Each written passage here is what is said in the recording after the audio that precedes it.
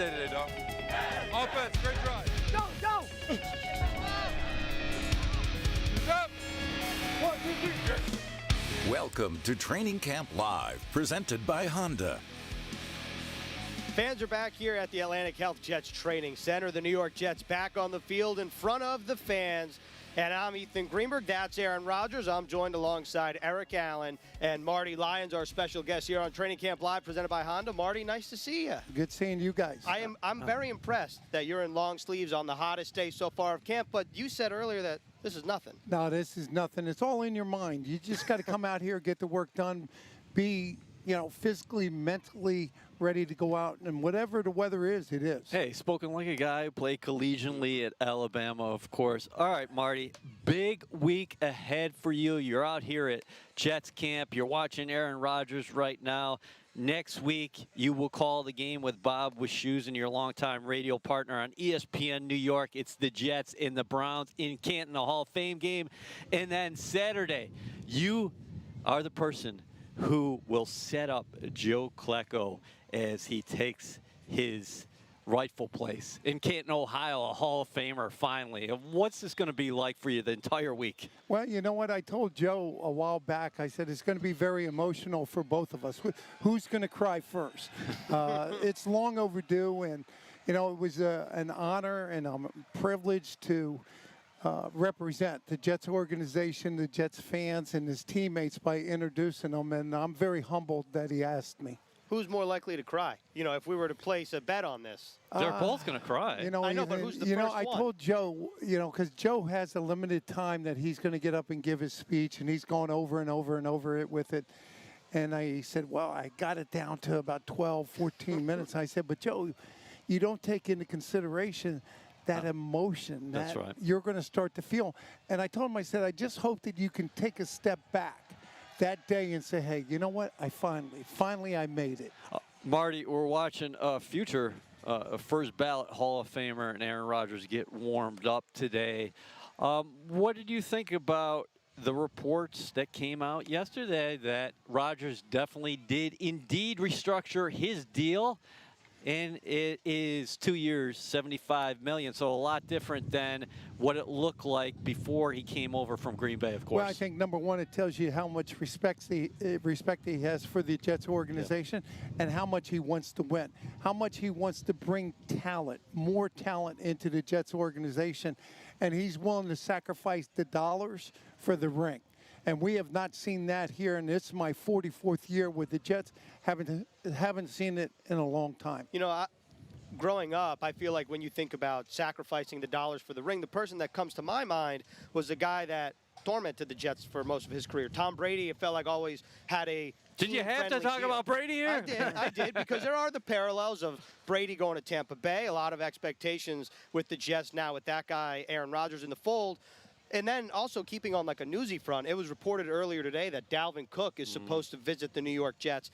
If Cook ends up being a Jet, Marty, what does that say about the direction this team is going? What does he add, in your opinion, to the Jets' backfield? Well, I think two things, Ethan. A couple years ago when they hired Rob Saleh, you knew that they were going to go in the right direction. You got stability at the top with Joe Douglas. I think if you can bring in somebody like Cook, you're going to take away a little bit of pressure from the quarterback position because now you have the capability of running the ball a little bit more. I think it shows that, Aaron just elevates everybody's play. He's elevated the attitude here in the building, the attitude with the fans, and the attitude with all the other players, his teammates. Everybody now is going to be held accountable, not to the Jets organization, but to the quarterback. We'll have to see what happens, what unfolds with Dalvin Cook. I find it fascinating that the teams that have been mentioned as potential suitors, it's like everybody in the AFC East and nobody else. You're talking about the Patriots, the Dolphins, the Bills, his brother maybe the Buffalo. Bills and him playing with his brother. So it's going to be interesting to see what happens on that front. Sticking with number 8 there. You mentioned Brady before. Of course, he played to 45. Rodgers 39 right now, going to be 40 in December. The other news that he has made throughout training camp is that, hey, he's having a blast, and it would be a disservice, he said it again yesterday, to just be one and done. He does not envision this being one and done, Marty. Well, I don't envision it to be one and done also. You're around talented guys, Sauce Gardner, Garrett Wilson. You're around those young guys, and you see the talent, and you see the possibility of getting another Super Bowl ring. Mm-hmm. And look at what Tom Brady did. He left the New England Patriots, went down his first year with Tampa Bay, brought in all that talent that he told the team, this is what I need. These are the pieces. If you get me the pieces, we'll win.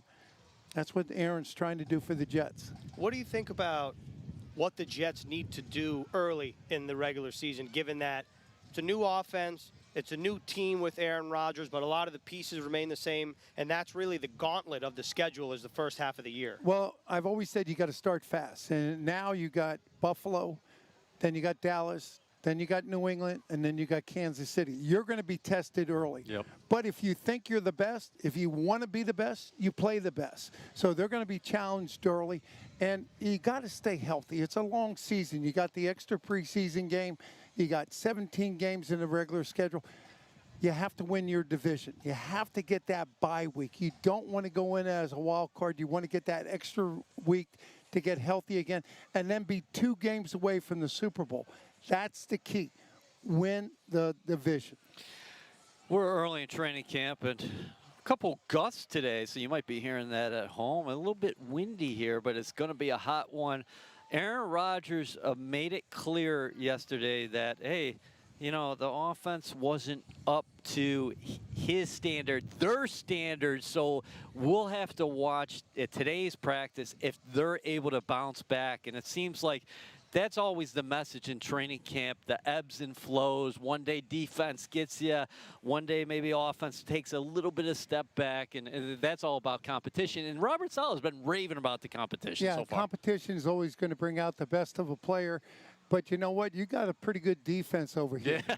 You know what? You're not going to beat up on this defense every single day. And I think Aaron Rodgers, he knows that. He knows that, and you got to give credit to the defense. Those guys get paid just like the offensive players do. They have a great deal of pride. They played outstanding last year, and you know, for Quinnen Williams and C.J. Mosley and all those guys, they have a little bit of pride in themselves too. I'm glad you mentioned Quinnen Williams. One, not just because you went to Alabama, and so did he, but what do you expect now from Quinnen Williams after he becomes the guy that gets paid a couple days before training camp and really the anchor of that defensive front? I expect him to be the guy, showing up every single week. Be the example like Joe Klecko was. Hold your teammates accountable. Be vocal, but then go out there and perform. And he's got the ability to do it, and he's got the talent, and he's got the leadership. He's just one of those good guys that you're happy for. Now he's just got to go out there and perform. I love the Jets in the center of their defense because you just mentioned it before. You got Quinnen, but then right behind him is C.J. Mosley, and I think Mosley is going to benefit every day at practice from going against the quarterback on the offensive side of the ball and Aaron Rodgers. Can you talk about that a little bit, about the cat and mouse game that those two play? Well, I think it's a cat and mouse game, but it also, when you're playing against the best, you know, you're going to see the best. And you're going to see everything that you're going to get ready to play against for 17 weeks. You're going to see it right here at practice. Yep. And you're going to have to make those adjustments. The game of football in the NFL is not a game where you have time to think. You just have to react. And I think having C.J. Mosley, he's a veteran linebacker. He's a captain of that defense. Got a great deal of knowledge, played at Alabama also. So, you know, his pedigree is outstanding. And, you know, I'm happy for the whole organization to have that uplift. And I think a lot of credit should go to everybody upstairs, and especially to the owner, Woody Johnson. It's like playing Texas Hold'em now. I'm all in. Yeah. I'm all in. And when you have an owner that says, hey, I'm all in, you got to play. Right now, we're taking a look at the Jets warm-up here on Training Camp Live, presented by Honda. Obviously, the quarterbacks in the red jerseys. Right now, if you take a look, that's C.J. Mosley taking a swig of water or Gatorade. But that's the linebacker group. And one of the positions that we haven't really talked about yet is the linebacker, specifically the third one. And number 44, Jamien Sherwood, also known as the Florham Park Strangler because of his long arms and his reach.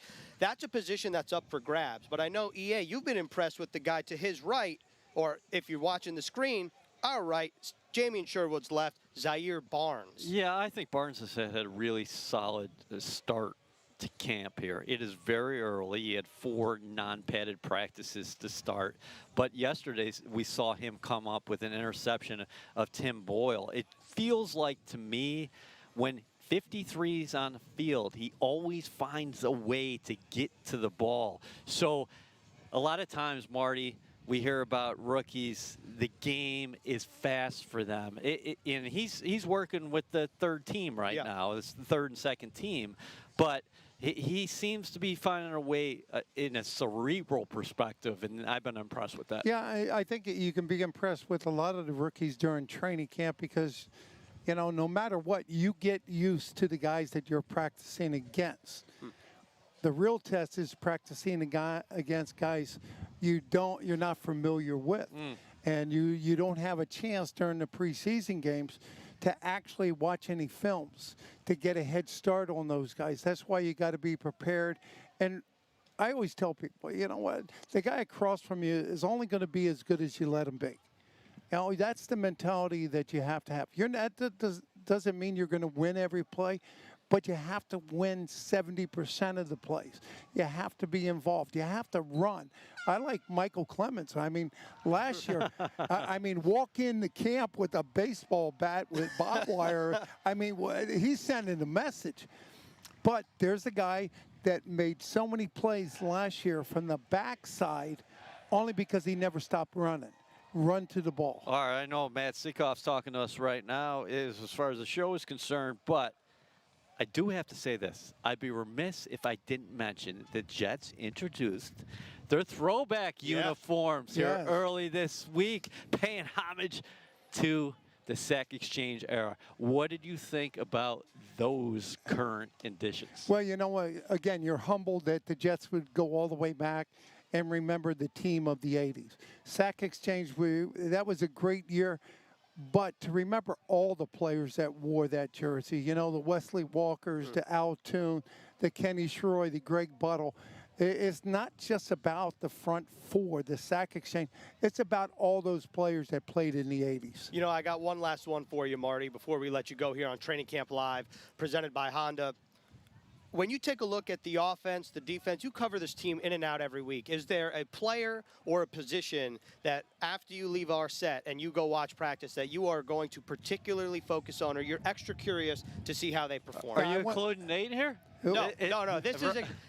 You know what? Let's set the parameters. Let's exclude Rodgers. Let's exclude every Alabama player on the roster. So no Quinnen Williams, no C.J. Mosley. Maybe perhaps like an under-the-radar player. Well, I think the position the Jets have to concentrate on, and I've been saying it for years, the tight end position. You have to get the tight ends involved in the game to make those two safeties respect the middle of the field. You look at everybody in the NFL that's been successful. You look at Kansas City. They got Kelsey out there. You know what? He comes away with 89, 92, 94 receptions. You can go back and look at the Jets. You can add all their tight ends, and they still don't get to that number. So I think the tight end position is going to be the safety blanket for the quarterback, but it's also going to enable them to move the ball down the field, pick up first downs. Greens, did you know where he was going? It's like he's reading our notes. I know. Because you just wrote it on NewYorkJets.com. C.J. Uzama off the PUP list. What do you think about the bleached hair? On the practice field today. Well, I like the hair. I mean, I wish I had hair. You know, that's what age in football will do to you. People go, wow, man, you're bald at an early age. I go, well, blame it on the football helmet. You know, put it on, take it off. Hey, not everybody can make ball look good, and Marty looks good. That's because I have a hat on. That's a perfect way to close here with Marty Lyons on Training Camp Live, presented by Honda. Marty, appreciate your time. Enjoy practice. And we were talking about Dalvin Cook earlier. Let's actually go down to Caroline Hendershot with a little more on Michael Carter, the running back. I spoke to MC yesterday, Ethan, and of course I had to ask him about his new teammate Aaron Rodgers and how much he elevates the standard of the offense. And MC told me that Aaron Rodgers is like having a secret weapon because it's almost like he knows everything that is coming at him pre-snap. His communication is like the biggest thing that he does not get credit for. And he said that there's almost nothing he hasn't seen before, and it helps everyone around him. As far as MC, I talked to him a little bit about last year, and he said it wasn't all bad. It just wasn't the standard that he expects from himself. So this year, he's going into it, looking at it with a clean slate, and saying that he just wants to be used wherever the team needs him most, and he's excited for what this year holds. Awesome, Caroline. Appreciate the time. Right now, taking a look at Michael Carter playing catch with one of the equipment guys. That's Armando for those counting at home. And you're watching Training Camp. Mondo, you're watching Training Camp Live presented by Honda. Look, EA, what do you think about what Michael Carter said to the media last year? Caroline kind of talked about it. It seemed like he was extremely candid, maybe like a little raw, too. I think he's extremely thoughtful. I think that human beings, while we watch them on Sundays, football players, we don't expect them to be human beings, I should say. And listen, Michael Carter puts a lot on himself. He cares a lot about contributing to the football team. Robert Saleh said it in Arizona at league meetings that he anticipates him to have a bounce-back season. There are going to be plenty of opportunities here this summer in game action for guys like Michael Carter, Zonovan Bam Knight, and then Israel Abanikanda, the rookie out of Pittsburgh, as well as Breece Hall, who is underneath us right now, works to the side and continues his rehab coming off that ACL. Jets very encouraged about where he's at. But listen, Michael Carter, he had that great rookie season. A couple things happened last year, and namely for the Jets, I think about the offensive line injuries impacted every running back, I think, down the stretch. I totally agree with that, and that's a great transition because one of the guys who was one of the more durable pieces for that Jets offensive line last year and really the 2 seasons before last season, that was center Connor McGovern. And this is like a very interesting landscape because the Jets have a lot of players who have played center.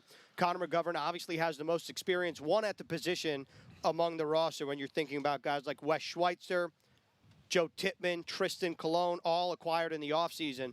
And Connor McGovern re-signs just a couple hours before the Jets acquire Aaron Rodgers. And yesterday was the first day that the pads were on and the team did one-on-ones. And we both thought that Connor McGovern held his own pretty well. Yeah, I thought he did a very nice job. And Saleh has remarked about McGovern saying that he's comfortable right now, and we continue to see him working with that first team. Again, when you look over the last few years, as far as the Jets offensively, from a snap count perspective, it's McGovern. And McGovern played 17 games last season, so he's going to be a tough guy to beat. And frankly, he wants to win a championship. You know, the free agency period, a little bit of uncertainty for him, and then he signs prior to the draft, and he's going to be up for this competition. The other thing to keep an eye on or just think about, if you're thinking about a young center and Aaron Rodgers, the Green Bay Packers did have a young center, a rookie, Josh Myers, a third-round pick out of Ohio State a couple years ago, snapping the ball to Rodgers. There's a lot of time between now and when the Jets line up September 11th against the Bills. It's an interesting dynamic at center because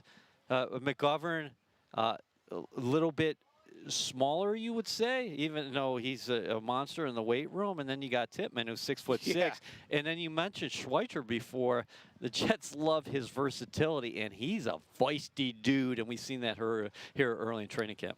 Good news for the Jets, taking a look at double 7, the big ticket. Mekhi Becton back on the field. He did not practice yesterday. Robert Saleh was hopeful he would be practicing today. It sure looks like he is, so that is obviously good news for the Jets as they try to figure out which of their 5 is their best 5. Again, Robert Saleh said there would be a rotation between players at tackle, whether that's so far, it's been Max Mitchell and Billy Turner swapping with the first team. Perhaps Mekhi Becton will work in as that knee gets stronger and stronger. And Jets football is almost here. It's time to lock in your season tickets.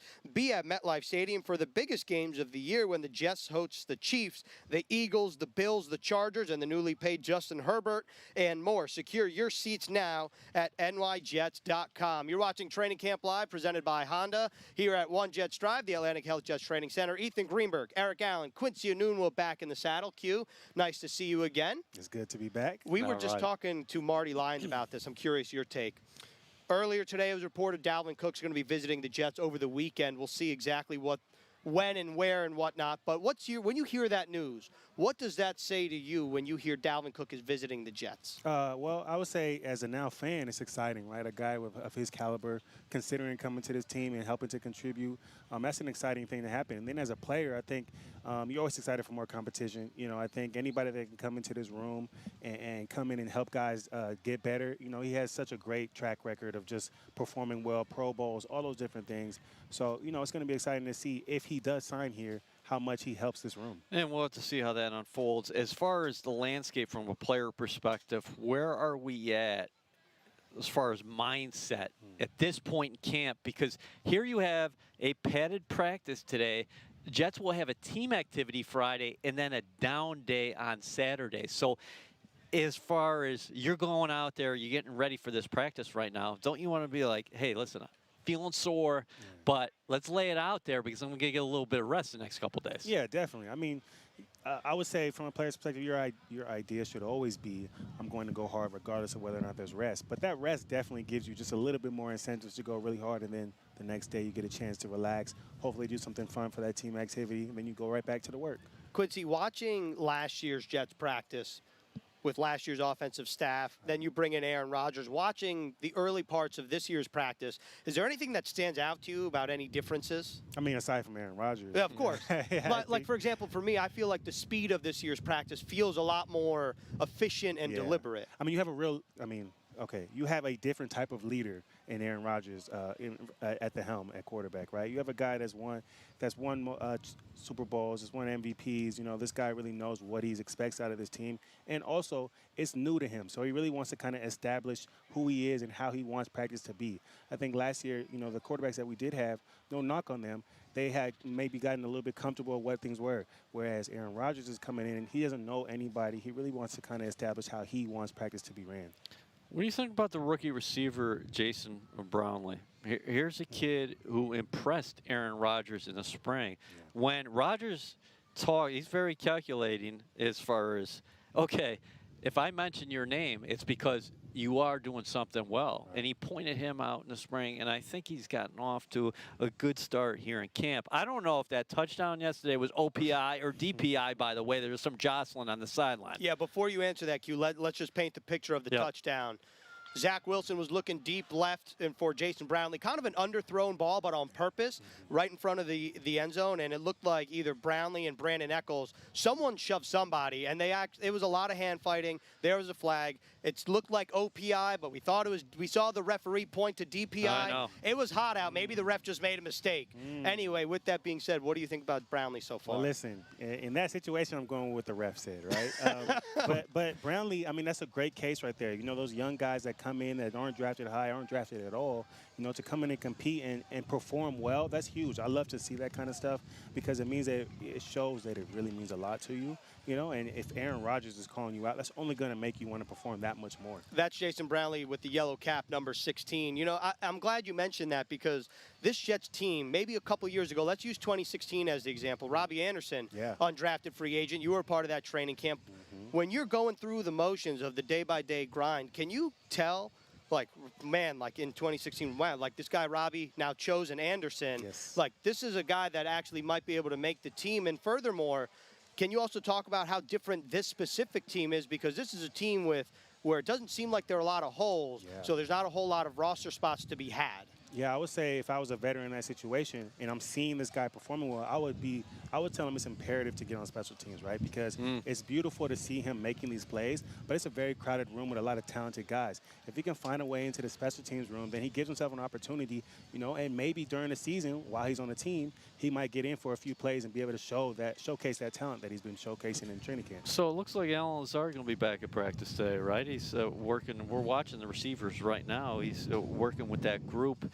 And then below us, too, while we watch the receivers, just want to give people some kind of color of what else is happening out here. Randall Cobb, he's working to the side, and Dwayne Brown is moving around pretty well as well. Of course, Brown started camp, not here because of personal reasons on the PUP list, but he's working out, moving pretty well.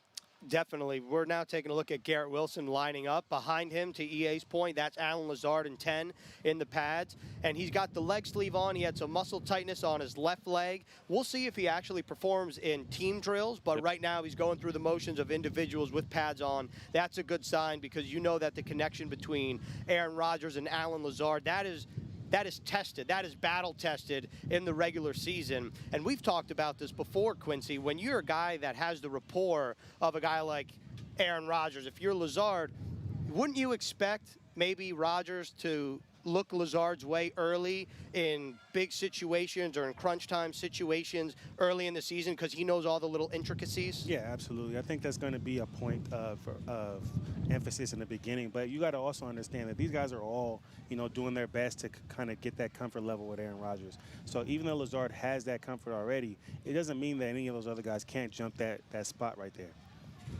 Yeah. Pads today. Team activity Friday, day off Saturday, back here Sunday, and then before you know it, Jets were going to be out there on the practice field next Thursday night in Canton.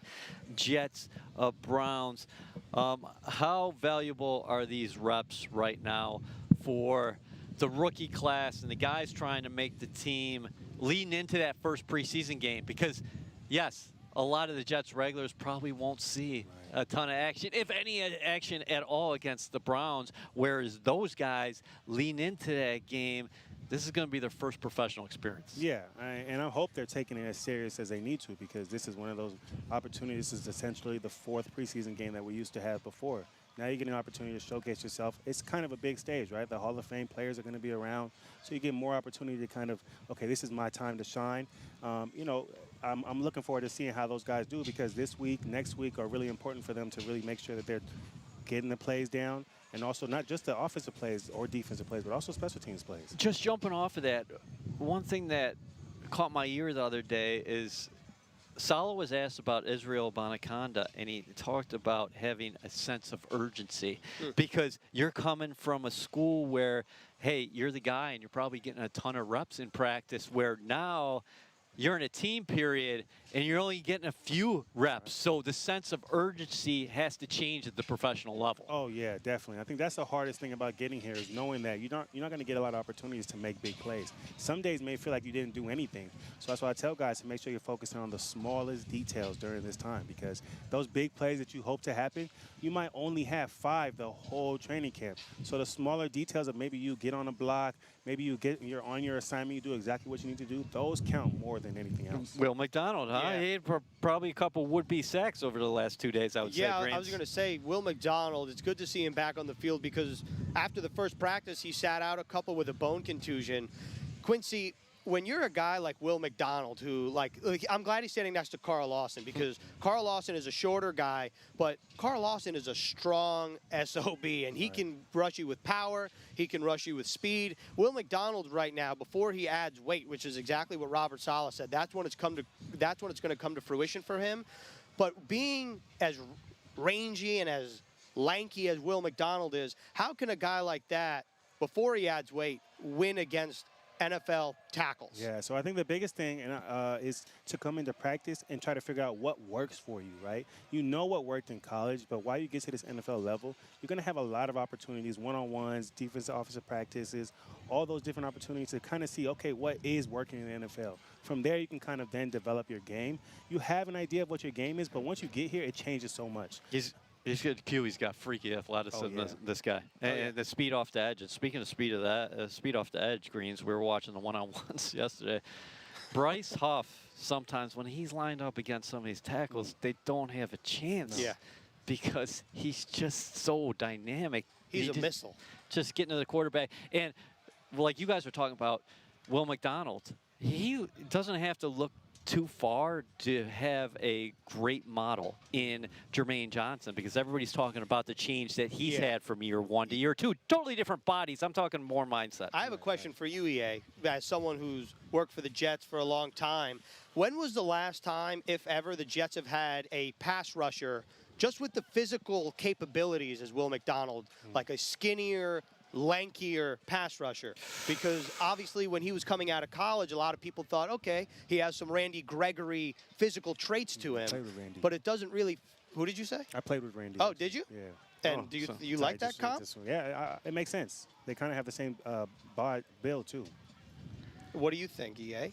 Well, you're asking about a Jet, so that's tough. Yeah. I know. I'd love to go back to the rookie rookie training camp of John Abraham, one of the 4 aces back in 2000, because I think he was probably a little bit thicker than him. Yeah. But he just had that burst and explosion off the edge that you can't teach, you know? Yeah, you got to go back to 2000 in the 4 aces. To your point, I mean, I'm just trying to make the point that the Long, yeah, you're physicality right. of He's Will long. McDonald- He looks like a basketball player, right? Well, he did. He was a basketball player. That's exactly right. And just the traits are freaky. And if you can capitalize on the traits, and that's the case of what the Jets are hoping, and Joe Douglas is hoping for Will McDonald, especially on this D-line, watch out. But you're watching Training Camp Live, presented by Honda. Quincy, we appreciate your time here, battling the heat. Marty said it's not hot, but it is hot. It's a little hot. humid. It's a not- little humid. It's not Yeah. deathly hot. No, though. not at all. It's I not get- like Arizona. I got to give us all credit.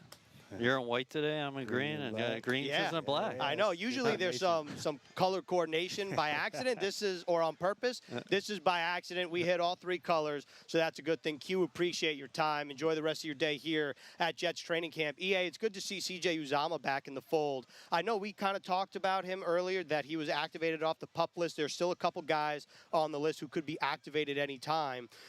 But last year, CJ Uzama had 2 touchdowns, 232 receiving yards, and we've talked about it. It feels like with the addition of Aaron Rodgers, the way he likes to utilize tight ends, Tyler Conklin we've spoken of, but CJ Uzama definitely fits that bill of he could have more production that's untapped from last season. I like this tight end group. Marty was talking about the production of the tight ends. If you put Conklin and Uzama together, numbers very decent last year when you think about the Jets playing with 4 different quarterbacks. Now Aaron Rodgers enters the equation, and I think these guys are obviously going to benefit from playing with him. But I like the entire tight ends room, because you start with Middleton, who's a fabulous coach.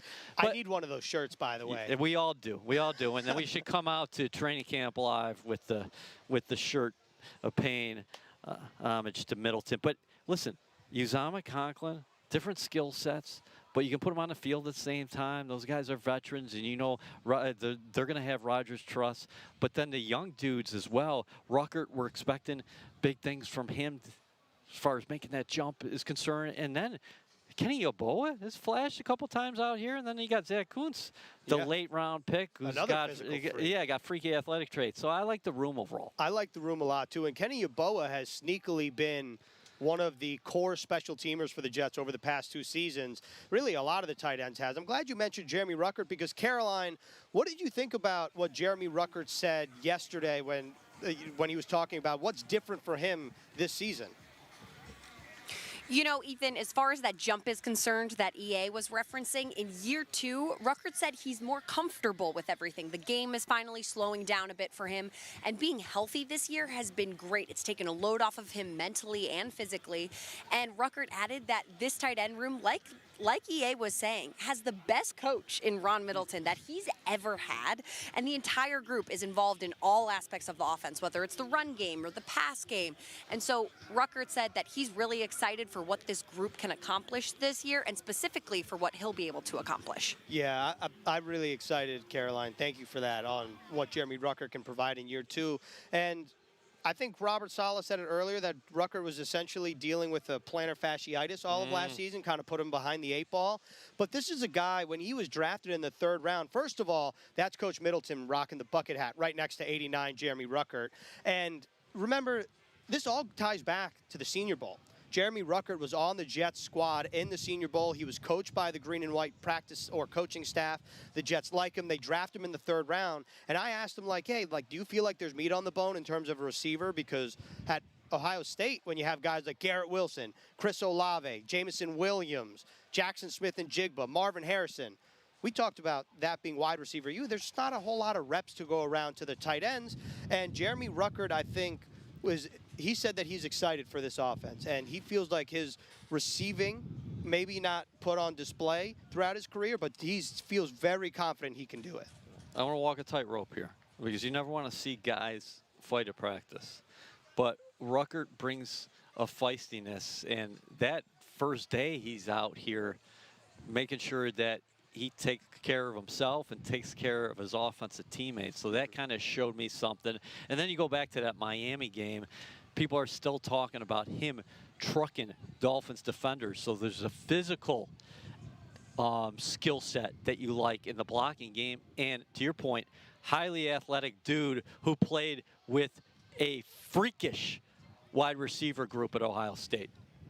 I also think Jeremy Ruckert, he made, I mean, this is going to sound not silly, but he made splash plays for Ohio State in the run game, sticking his face in the fan. And that's something that he said he started to feel comfortable with in Miami, which is when he got his most playing time. And remember, Robert Saleh, like, not called him out, but he praised him for the way that he was able to block a couple guys and put some run blocking on tape. And I think that that could be a big asset for this Jets team, especially when you consider what the Packers did with Aaron Rodgers, with Aaron Jones and A.J. Dillon. The Jets, this is all coming full circle because the Jets have a lot of different flavors in that running backs room, and if you can spring some guys free, they can be a weapon for this offense. And if you're open, Rodgers is going to find you. And the other thing is there's a class going on every day out here with Rodgers and Nathaniel Hackett, these guys teaching the Jets the offense. And we've seen that on a couple occasions where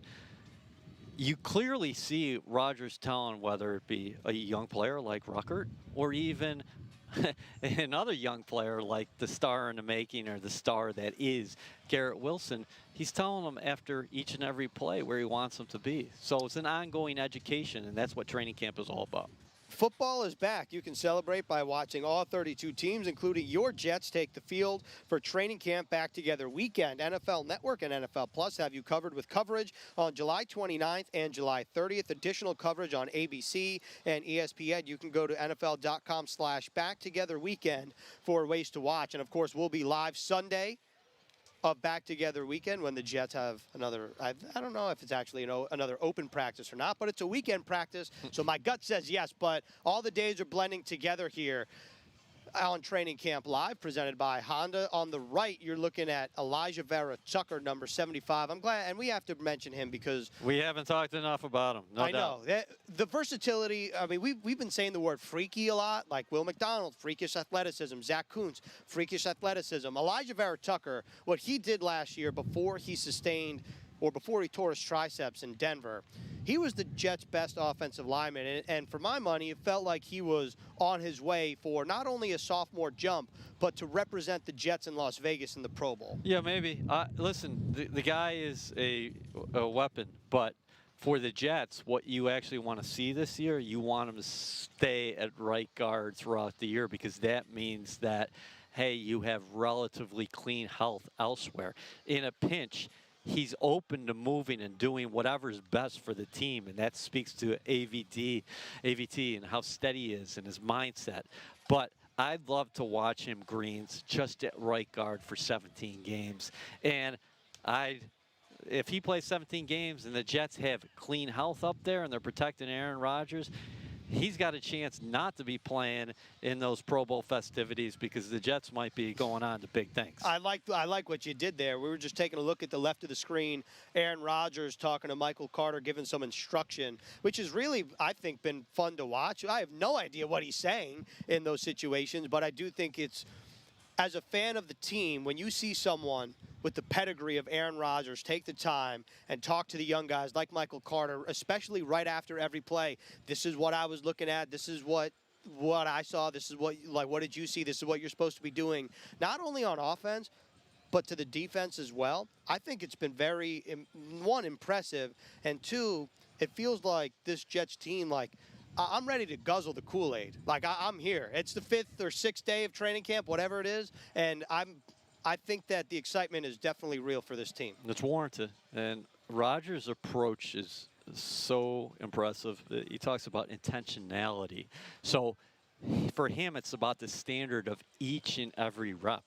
He doesn't waste anything out here. He doesn't waste any breath. You talk about the conversations that he has with other players. Not only is he helping coach the offense, but then he is talking to the defense as well and saying, hey, this is what I saw here. Maybe you got to play this differently when we get to the regular season. And then there's that element of Rodgers just being a cool guy, a great teammate, just hanging out with the guys. Yeah. There's a relatability for him as a superstar is what you want from a quarterback. This guy is a general. Yeah, I think that as the Jets will continue practicing against their own team, like, we'll see what happens. I'm really excited for the joint practices. I know it's right around the corner. It's also a little bit away. But I think that you'll get a real feel for who the Jets are against the Carolina Panthers and the Tampa Bay Buccaneers.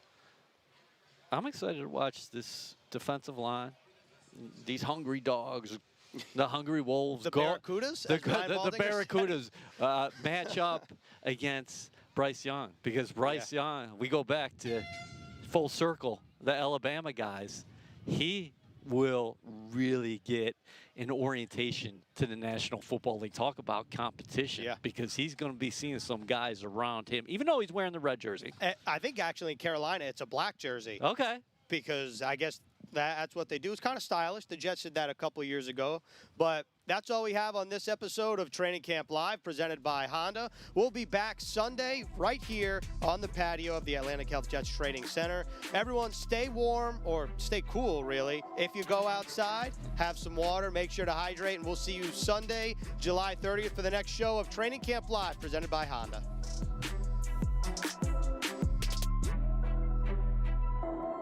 Thank you.